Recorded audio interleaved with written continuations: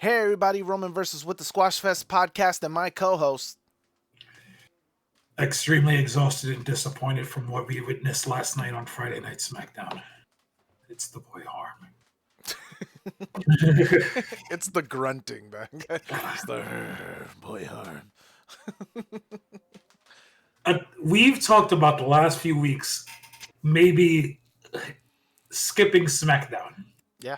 Because it's been monotonous, too much tag team oriented, and look, you made a term SmackDown logic last week because nothing made sense in this show. There's a lot of SmackDown logic this week. I'll tell you that, buddy. This week was the epitome of we're just gonna mail this goddamn show in, and because no one cares about anything but Hulk Hogan this week, so we're not gonna even try to give you an entertaining show. Now, my question is, if this was the show we got, right? Hulk Hogan not passing away this week, what would that show have been? What did they cut? Because it was a bland show. And I'm assuming they kept the most intriguing matches and stories for the show. You know what I mean? So I'm just wondering, what did they We got 3 minutes of Jade Cargill and Chelsea Green. We got like 2 minutes of another women's match. Like the only match that had a decent amount of time was the tag match. And I felt like the actual match was 6 minutes long and the after thing was just as long. Like this, everything was cut short because we needed to put in 3 to 4 Hulk Hogan segments. And don't get me wrong, we discussed this yesterday on TikTok. In the TikTok we put up, by the way, everybody who supported us on TikTok yesterday, super appreciated. Thank you for all the love and support yesterday. But we talked about this on TikTok about what we thought SmackDown was going to be, how much they were going to acknowledge Hulk Hogan. We thought that we might get one segment to start the show and one segment to end the show. Yeah. Nah, this was half the show was Hulk Hogan last night. Mm-hmm. And I get it. He's maybe the most important figure in the history of professional wrestling. But last night, WWE, because this is not the Vince McMahon era of WWE, last night WWE said, we don't care about any of Hulk Hogan's controversies. We're going to make this Hulk Hogan centric. Yep. They went heavy. On the opposite side of the spectrum, AEW has yet to acknowledge. But here's the thing. They don't have to. They don't have to. I agree. There's a bunch of people mad online talking about, how you're not going to... They don't have to. He wasn't a part of the company. He was banned from ever attending a show. And I get it. Again, he's the most important figure in the history of professional wrestling. So people think every professional wrestling in the company in the world should acknowledge Hulk Hogan's existence.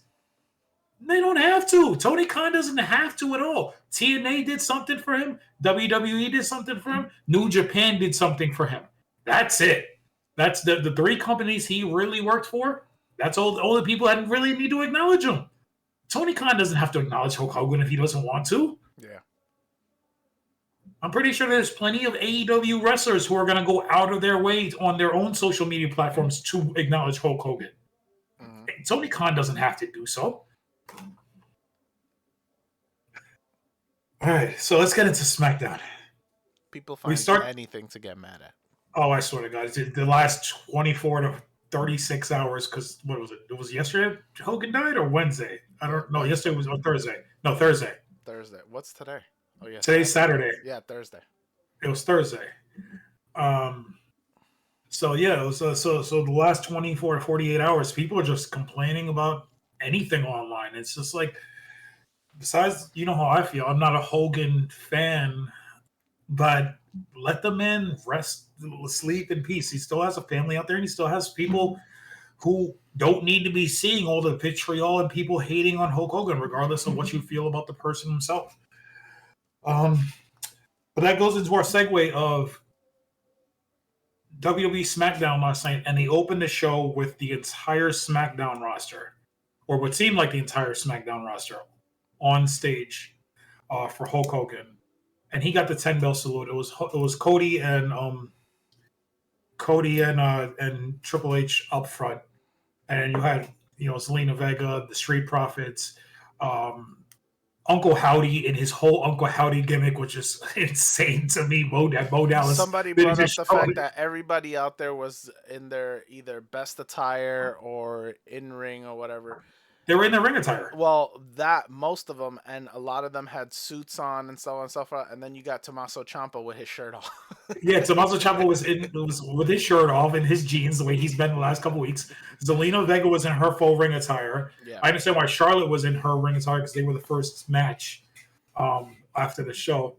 After this, Uncle Howdy, like I said, Bo Dallas, full on gimmick. Like there's this one picture that I saw that made me laugh, and it's AJ Styles next to Solo Sikoa, and it's like the two different reactions to Hulk Hogan. And AJ Styles up looking at the sky crying, and Solo's face, he's got the Solo face where he just doesn't care what's going on. It's just like that's the different reactions right now in the world about Hulk Hogan. You're either praising him or people are hating on him. We had a great Hulk Hogan video package narrated by Triple H, starting from his childhood and going into his early WWF days. They don't talk about his AWA days, and everything he did throughout his career. They show a little bit of his WCW run, his Bash at the Beach turn, WrestleMania 3, the match against Rock at WrestleMania 19. Yeah, but they did a great job with that video package. WWE is going to do a great video package out for him. And he got the 10-bell salute. So yeah, it was something. Then we get first thing out of this, and I would think after the video package for Hulk Hogan, you would get straight into a match. They did not. The first person we see coming out of the video package is Logan Paul. And I don't hate Logan Paul as the wrestler. I don't hate him as the character. It's very similar to Hulk Hogan. I hate him as a person. He annoys me. Every time he's on TV, but he has that good wrestling heat where you want to see him get beat down. So he has a version of Impulsive TV on SmackDown, and his guest is Jelly Roll. This was where I knew I was going to hate SmackDown. Was he his guest, or did Jelly Roll just walk out? No, he was his guest. Really? Yeah, he said it's good to be back in Cleveland, and he brought out Jelly Roll as his guest. So Jelly Roll comes out. Could have sworn he just walked out. That's why I was like, no, he was his guest for Impulsive TV. And Jelly Roll cuts off his own music and starts just yelling and calling Logan Paul a whole bunch of names. Telling him, you're the epitome of silver spoon. You've never worked for anything in your life. You've never struggled for anything. You've never... just a whole bunch of whatever. And he had no intimidation getting into the ring with Logan Paul. So Drew McIntyre slides into the ring, and immediately you knew what was going to happen. They weren't going to touch Jelly Roll. Nothing was going to happen. And Jelly Roll's like, "Oh, y'all think I came alone?" And he starts singing Randy Orton's theme song. He lets the crowd sing it, and then Randy Orton's music hits.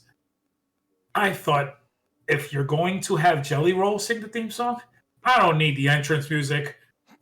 Like I said, I was just like, if either have him sing the theme song and have the crowd sing the theme song, or just let the theme song play in a traditional wrestling thing. Have Jelly Roll say, "I didn't come alone," and let Randy Orton's music play. I didn't need both. You finding anything to be upset about this SmackDown? There was a lot. So they start brawling.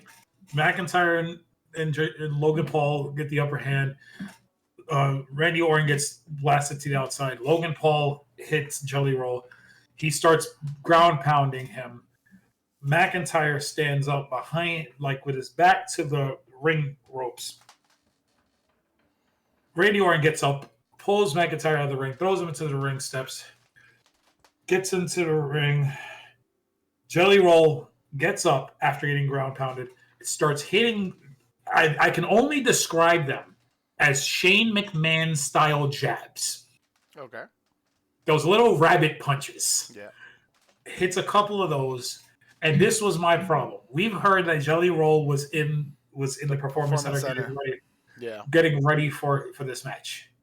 That man did absolutely nothing. He stood still in the middle of the ring, and Logan Paul ran at him and did everything. He ran, and Jelly Roll just turns and hits an elbow. He runs at him again, Jelly Roll hits a clothesline. He bounces off the ropes, and Jelly Roll grabs him for a boss man slam. And it was all Logan Paul's athleticism to turn himself while Jelly Roll had him in the air for the slam. If this is what we're gonna get, this is what we're gonna get. SummerSlam. This is what you're gonna get. He did no movement. He stood there and let somebody bounce off of him. He hit a shoulder block and didn't budge. Like Logan Paul was doing everything. It was. How do I describe it? I was just gonna say that's wrestling, bro. It's like watching Almost Wrestle. Oh my god! But even worse. that's possible. That's the best way I can describe that. Oh, it's possible. So they get out. They take him out of the ring, and Orton and Jelly Roll just stand tall. Like I don't need this. We don't want this. Like Logan Paul and Bad Bunny have set the standards to celebrity wrestlers coming in to such a high standard right now that anyone is going to be held to that.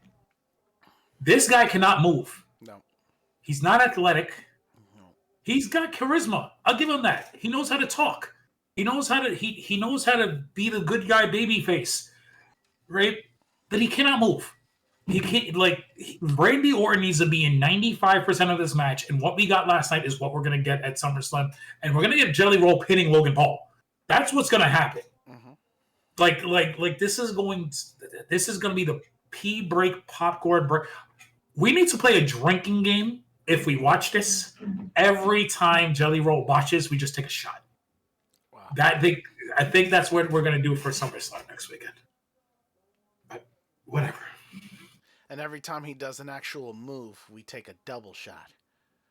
I would say finish your drink, but okay.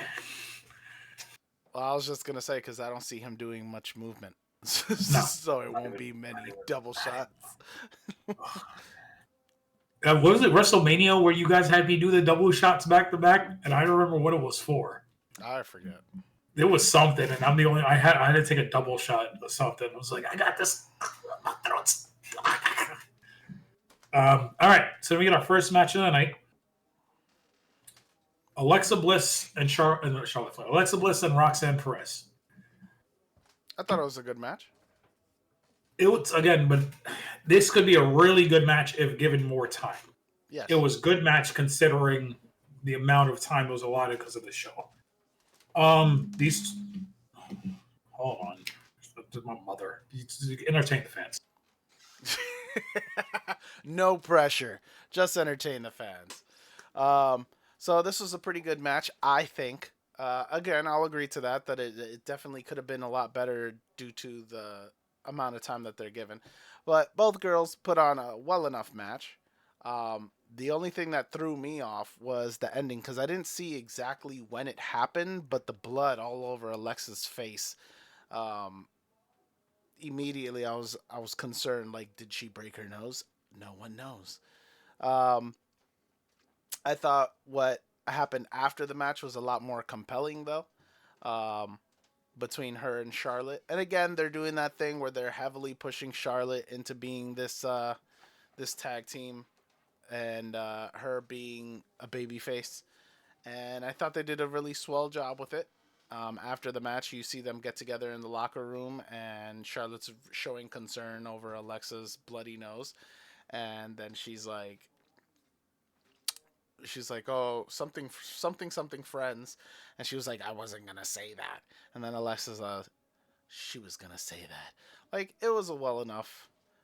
It was good enough. It was solid. I thought, again, the wrestling was good. I want to see more Raquel personally, just because I think she's been doing some of her best work lately.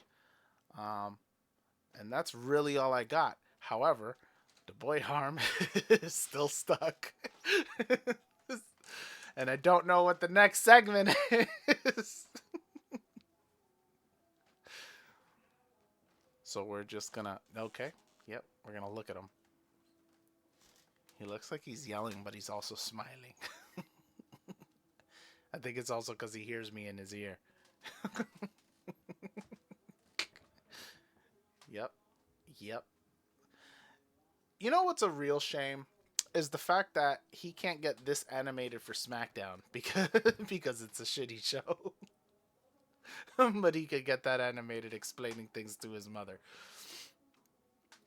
Ah, man. If only. Oh, here we go. Doesn't know how to hang up. I'm still on the phone. I'm trying to walk them through picking up an order. Oh my god. Tell me what the next segment is. Because I don't have much to say about Alexa and what's her face. Jade Cargill, Chelsea Green.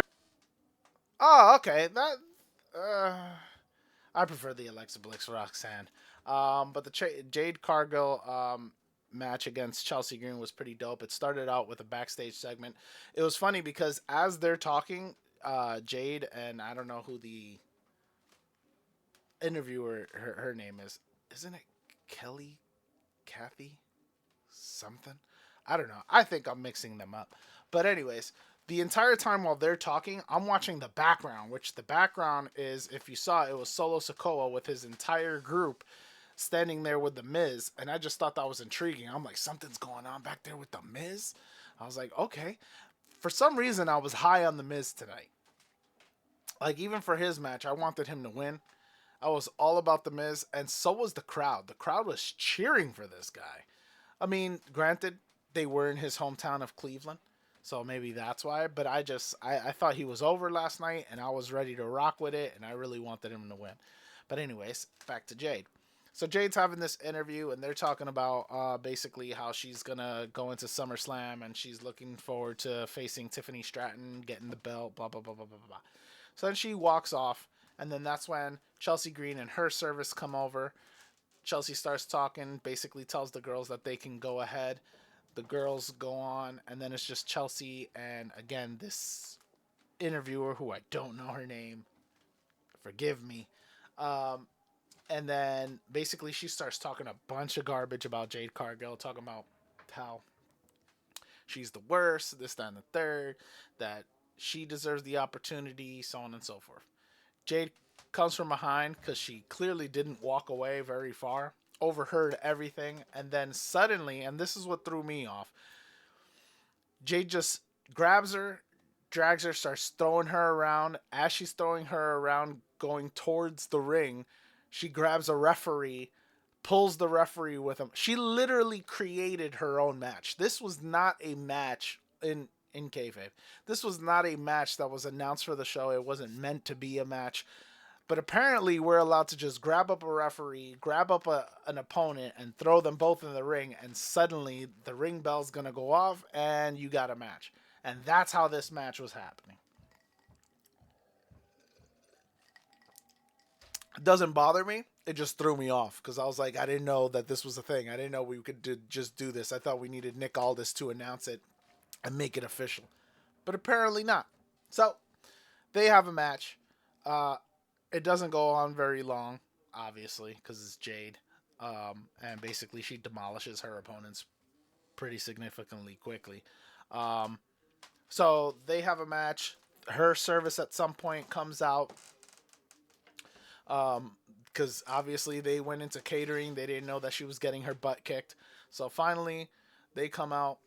They're all out there in the ring. I'm trying to see if he's ready. Sorry, buddy. Anyways, so I heard everything you said. I just want to touch on Alexa first. They're really pushing Charlotte as a babyface. She came out with the pom poms, which annoyed me again, and then that's really it. That's just like, ah. I can't with you. So yeah, Jade gets the win, demolishes Chelsea Green. Her service comes into the ring. They start jumping Jade. Jade is able to basically hold them off for only so long because again the numbers game. And then that's when Tiffany Stratton's music hits.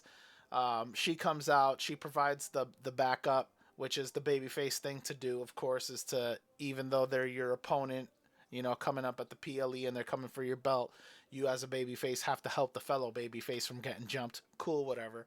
That takes place. They're able to fend off Chelsea Green and her service, kick them out the ring. And then what happens? The thing we always say we don't want to happen, the thing you're not supposed to let happen, which is Jade Cargill goes and picks up the goddamn belt. And not only does she kiss the belt, she kissed the belt, and then she starts caressing it ever so gently like a lover. I was like, what is happening?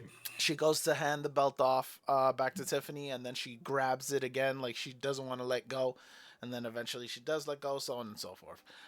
So Chelsea Green's going to retain somehow at SummerSlam. Not Chelsea Green, Tiffany Stratton. They're the same person. They're both annoying white women. Wow.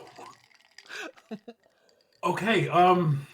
Yeah. So this was a nothing match to get us to Chelsea and Tiffany. Now you got me doing it. Tiffany and Jade face to face with Jade holding that belt. You think Tiffany retains? I do, just because our logic is if you pick up that belt and you touch it, and she did way more than touch it. She kissed it, she caressed it, she did everything but make love to it in the middle of the ring. Yes, I think Tiffany's going to retain. Plus, who is she beating? She beat Charlotte. She beat, what's her face? Nia. Wait, who did I say? I thought I said Nia. You said Charlotte. Oh, I did. Okay. Charlotte, Nia. I was picturing Nia while saying Charlotte. Nia, Charlotte. Who else? I think no. I feel like there was something at Saudi Arabia. Tiffany Stratton, Trish Stratus. Trish Stratus. There you go. She beat 3. It might be Jade's time, to be honest. I think Jade wins. She beat 3 big names. I think just Jade wins. I think they need to make Jade important somehow. I wouldn't say Jade important. I don't feel like she's pretty important. She's been like in every big story throughout the goddamn year. She's been in one big story throughout the goddamn year, and it's Naomi. It's just gone on for the entire year. I'm saying, but even they had that. They had her and Bianca's relationship being torn apart, which is all to the Naomi story. I understand your point, but I'm saying, so she's been all over the program because that was one of the biggest stories of the year. Correct, but I think this is time for Jade to get that title. I think they're gonna get put on her. All right, so coming out of that, we get a backstage segment between Miz and Jacob Fatu. Oh, she's queen of the ring. What are you talking about? Yeah, which is why she's getting this championship opportunity. I'm just reminding you that she is relevant. She's queen of the ring right now. So we get the Cody segment first before the Miz and Jacob Fatu. So we get the Cody segment.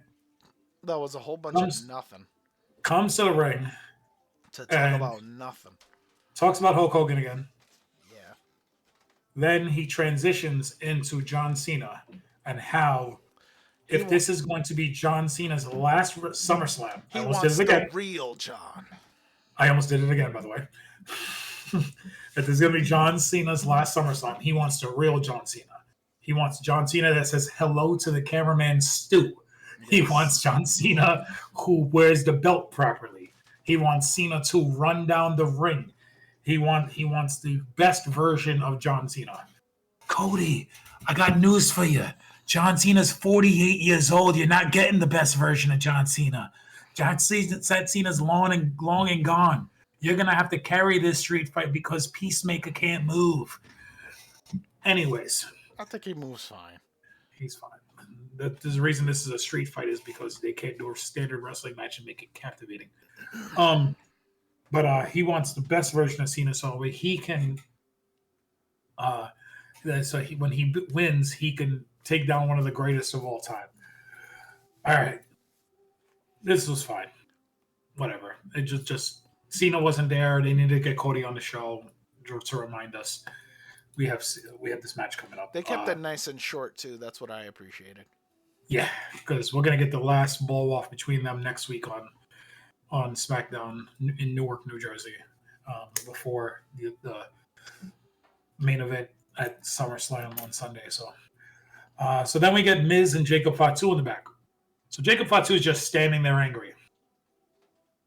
Miz walks up to him and said, "You don't think I forgot that you're the one who took me out 6 weeks ago, right?" I did. I had no recollection of Jacob Fatu ever attacking the Miz. Did you also notice that they showed the accident?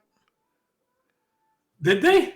Not the accident itself, but they showed the aftermath. Like there was a crashed car. There was a bunch of people in front of the car. This dude had a bloody face from the accident. Stuff that they didn't show on Monday Night Raw when the accident actually happened. They showed last. Yes. Okay. No, I did not notice this. All right, so Miz basically cuts a promo saying, I spoke to Adam Pearce.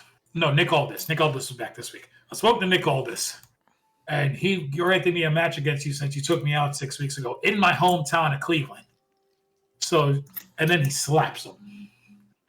You don't slap the Samoan werewolf. That's something you don't do. So we have this match. Jacob ate that. Jacob just took it. So, I don't know if Miz is a babyface or a heel. I can't tell anymore. I don't know, but he got a major pop. They were in his hometown of Cleveland, so yeah. Which is what I said. So he got a major pop, but I don't know if Miz is a babyface or heel coming out of this Carmelo Hayes thing. Who knows? Because they could have turned him babyface when he yelled at Carmelo that one time. Who knows? Like the logic is there, but I would say no. He's still a heel only because he was backstage talking to Solo for a while. Yes, and Solo kind of riled him up for this match. Yeah, and then that leads into the match. Miz and he kind of wrestles heel in this match. We're kind of trying to avoid Jacob for the majority of whatever this match was until Jacob finally corners him and beats him down. Coming out of commercial, Solo and the MFTs show up. They just basically hit the ring. This kind of match is Jacob Fatu hit some pop-up Samoan drop for the win on the Miz. And that's when the MFTs hit the ring. Jacob, 1-on-4, takes them all down. And I know this man is supposed to be a beast, but 1-on-4 took them all down. Until Hikuleu/Tala Tonga hit the ring. Started beating down Jacob. Jimmy hits the ring. Jimmy hits Tala Tonga with a chair in the back. He no-sells it. He kicks Jimmy in the face. You never see Jimmy again. Then Tala Tonga hits chokeslam on Jacob. No, Jacob tries to put the chair on over Solo's neck in the corner and try to hit the hip thrust. Tala clotheslines him. Then he hits the chokeslam. The MFTs beat down Jacob, and they stand over him with the United States Championship. You forgot Samoan Spike. And a Samoan Spike.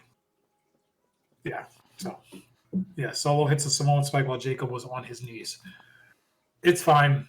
He's trying to get Solo over as a baby face, and as a heel, as a monster heel, going into this steel cage match where no one's allowed in.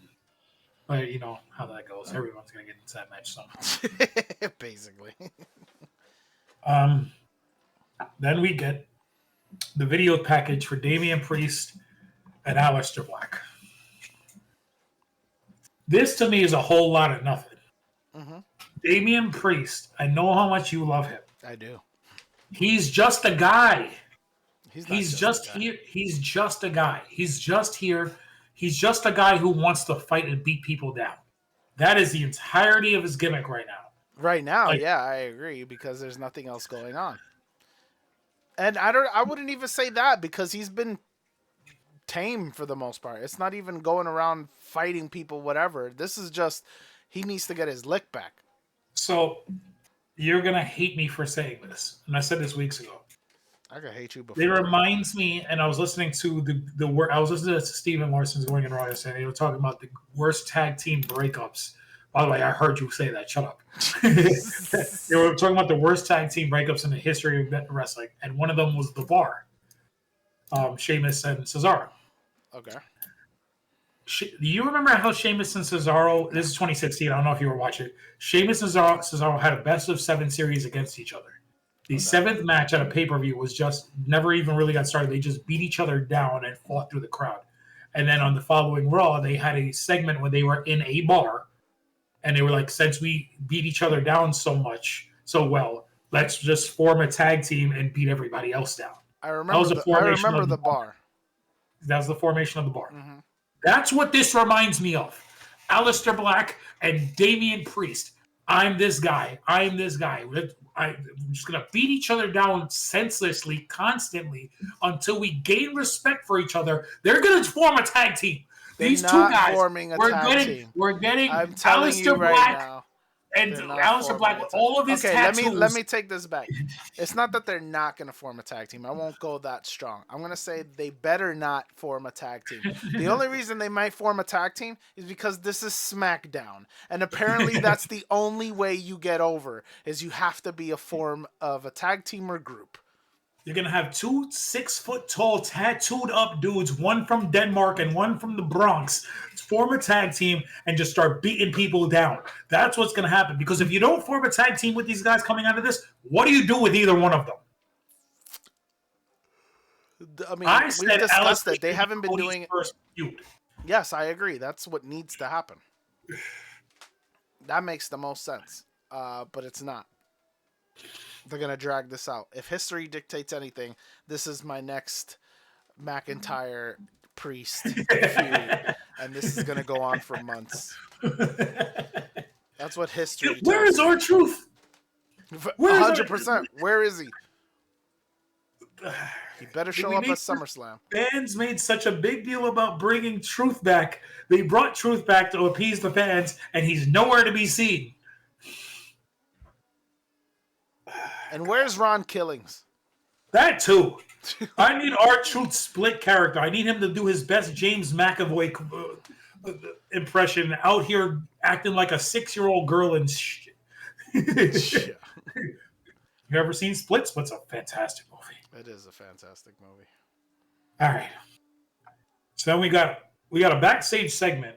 Mm-hmm. I don't remember if it was before or after this between the Street Profits and BFAB and DIY and immediately I just thought, yeah, she's really back with these guys.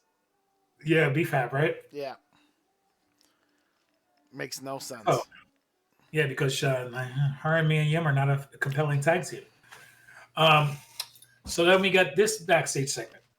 And it's the same as last week and same as the week before. Johnny Gargano shows up and he looks at Angelo Dawkins. He goes, "Why are you wearing that jersey? I'm from Cleveland. Take that off." And he goes, "You guys dropped the ball. And we wouldn't be having this tag title match tonight if you guys didn't drop the ball." Again, same thing we got the last couple weeks. And so Candace has the punctuating word of just stay out of the way. And they walk away. There was no reason for this other than to say, again, we all hate the Wyatts, but we're going to be the team to take him down. So we get this match. And this was 6 minutes of fun because you're going to get fun stuff from Rey Fenix and Andrade. By the way, they had a promo segment earlier in the show, a vignette, that I guess they were in Mexico or they were supposed to be in Mexico. And the overlying segment was, "We are money." That's what they kept saying is, "We are money." Is this going to be the thing of their team? Is Andrade and Ray Phoenix tag team going to just be called We Are Money? Because they kept saying that. I don't know. Better And not. Andrade had his best, and I'm going to say this in the most respectful way possible. Right? Andrade had his most plantation owner looking hat on during that segment. Like I saw that, and I'm just like, what are we doing? Why do they look like they're about to go pick some kind?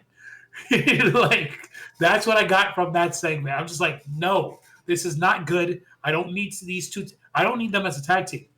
And I wanted so when the Lucha Brothers came in, we talked about how they needed to keep them separate, create them as individuals before they come together and form a super team. Yeah. Nah, they're not doing that. They just took Ray Phoenix away and put him in a tag team with a different guy who's not his brother. Yep. They and Andrade, they brought him back. It's like this trio of guys who came back from AEW, right? Who left WWE, went to AEW, came back.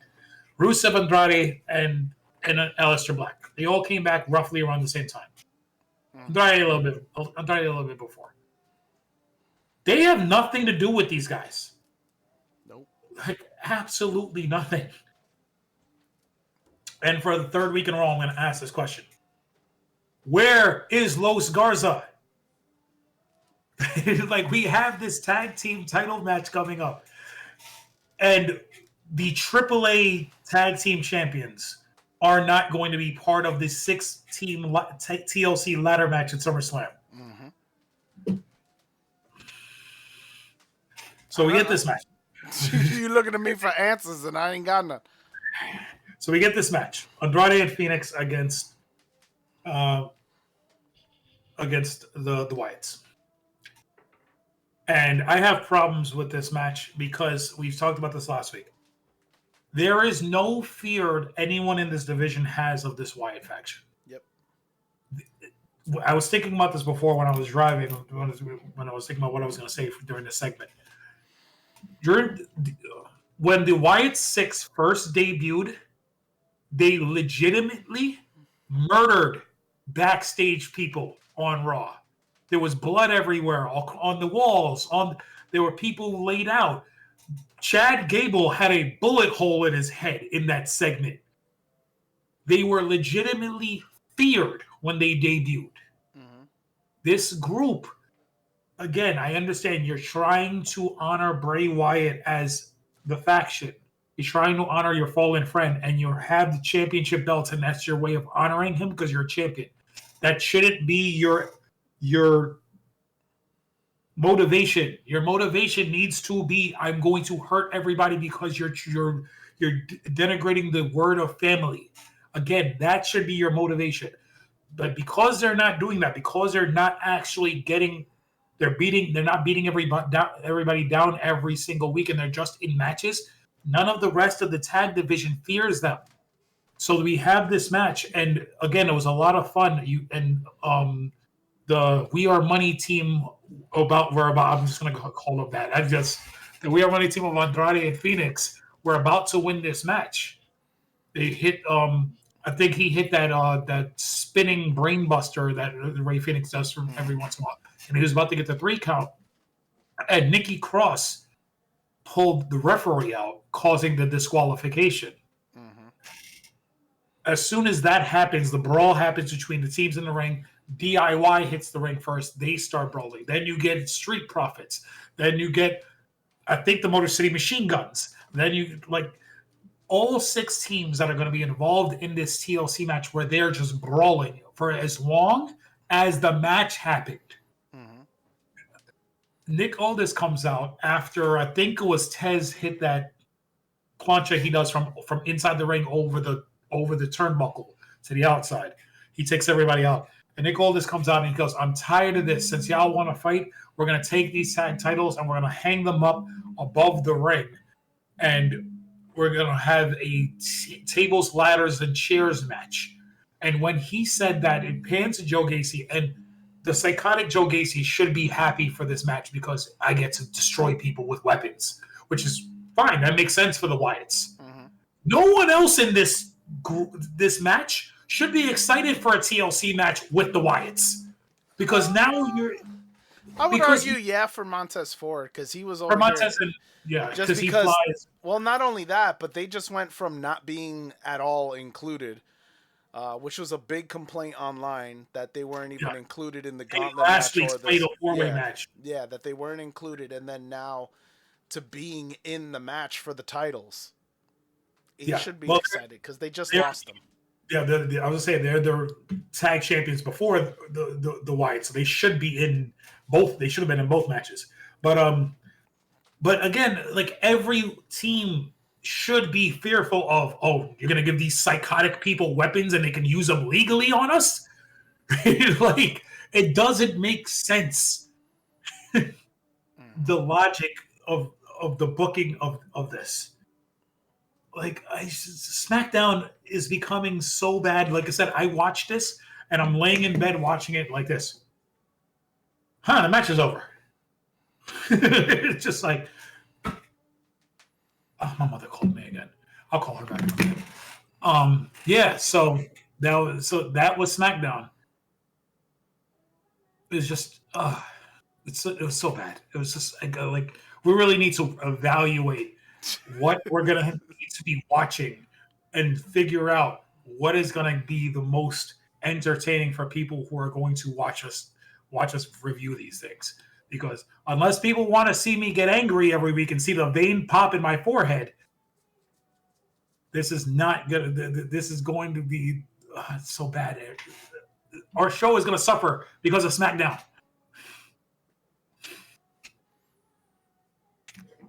And I don't know what to sub it with. I honestly TNA. that's the closest thing I was thinking, to be honest. But if we do TNA, then you got to watch NXT because those correlate. Sorry, NXT has their two main championships. I know. NXT is We tried to canon to watch TNA. Dynamite. Dynamite was god awful. I don't know what was worse, Dynamite or SmackDown. Why can't they just be evenly awful? Oh man, this is just this week. But yeah, that was SmackDown.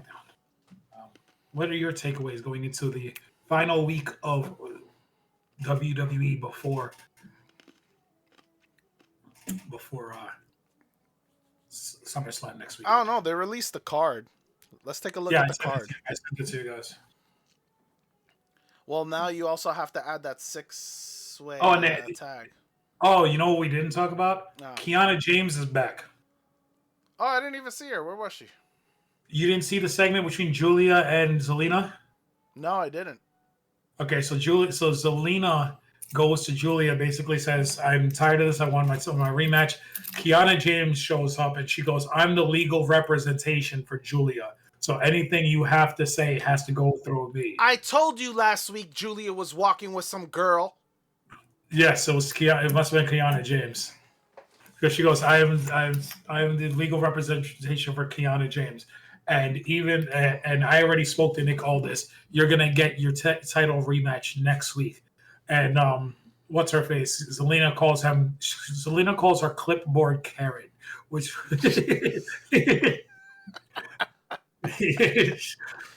That's hilarious. Yeah. So I gotta try to find that clip. But yeah, So- looking at the card. yeah. All right, let's one by one. I'm excited for the Raquel, Roxanne, Alexa Bliss, Charlotte match. I really hope Alexa and Charlotte do not win that match. I'm not. I don't want them. No, I don't want them to win. I don't want them to win, but I do look forward to that match. Mm-hmm. Gunther Punk. I'm back and forth with it right now. I think that's a match that can excite me. I don't know if it will. We'll have to do a TikTok for predictions at some point this week. No, yeah, definitely.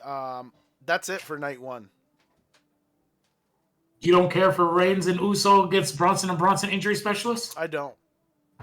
You don't care for Sami Zayn versus Karrion Kross? Not at all. Not even a little bit. And night two, Cena, Cody, Naomi, Io, Rhea. Naomi, Io, Rhea. Yep, and that's it. I'm excited for This 4 is matches on 2 nights. on 2 This is nights. so yeah. This is we'll see. Hopefully they can do something this week to get us excited going into it because it's been the builds. And we talked about this when you have such short time in between shows, in between PLEs, the builds can sometimes be lackluster. And Dominic Mysterio, AJ Styles, the build for that has been rooted in comedy because they've been selling the story of Dominic can't get touched. Solo Sikoa, Jacob Fatu, they've been building for a while, but I feel like that's just fallen flat. It's just to continue to get Jacob more over as a babyface. Um, if you've been following us anywhere, you know how we feel about Becky versus Lyra. Uh, and Tiffany Stratton, Jade Cargill is just a match. It's just that, so it's just the builds. Hopefully this week they can do something to get us more excited about some of the builds because I think Gunther and Punk can have a really good match. Mm-hmm. I'm just not captivated for anything that they've done leading into this match so far. 100%. So, and I think we're gonna do some predictions. If they want to make Gunther special, he needs to beat Punk. Mm-hmm. That would be his signature win in WWE is beating CM Punk. We'll do our predictions later in the week, but we'll see.